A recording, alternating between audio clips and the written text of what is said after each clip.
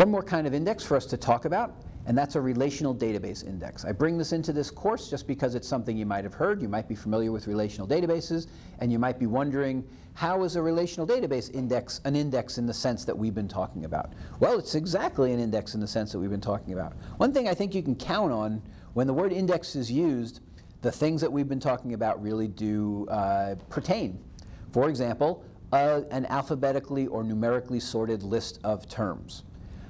The info base that's being indexed, and the way to link those terms back to their locations. So let me map our vocabulary onto the vocabulary of relational databases. The word index is the same. The alphabetical list of terms, that's called an index in a relational database. But it's not an info base in a relational database, it's a relational database with tables, right? And each item is not an item in a relational database, it's a record. So the records are items, and the info base is the relational database. An index, and I guess I would say maybe the info base in this case is better called the table, because that makes a little bit more sense in the case of an index. The table is the info base. Each record is an item in that info base, and you can put an index on any field, or, well, with the same restrictions we've been talking about, actually. If it's sortable, if it's some kind of field that you can imagine sorting, you can't sort a paragraph of text, really, but you can sort a title, and you can sort a date, and you can sort a name, and you can sort a number, so there's lots of fields that you can sort.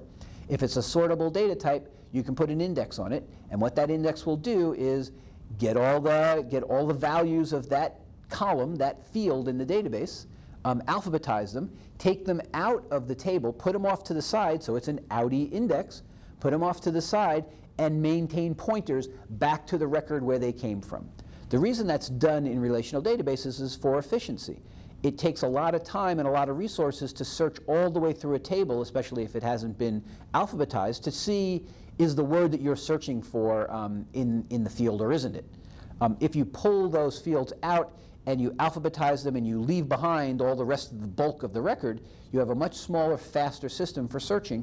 You search the index. When you find hits in the index, those hits in the index can then take you directly back to the records.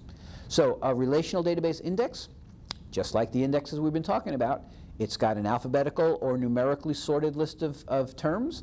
It's got pointers back to the info base where those terms came from, and it indexes an info base. In this case, the info base is a table or some set of tables inside of a relational database.